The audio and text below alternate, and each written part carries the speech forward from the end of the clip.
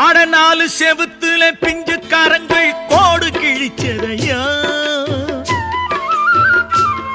ஆட நாலு செவுத்துல பிஞ்சுக்காரங்கள் கோடு கிழிச்சதையா, அந்த கோடு கிழிச்சவன் கூட இருக்கையில் வீடு சிரிச்சதையா, இந்த வீடு சிரிச்சதையா.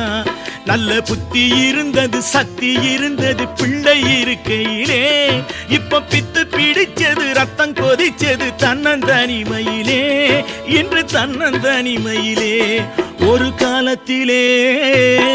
ஒரு காலத்திலே என்னை கட்டி போட ஒரு ராஜ்யம் இருந்தது, அன்பு ராஜ்யம் இருந்தது.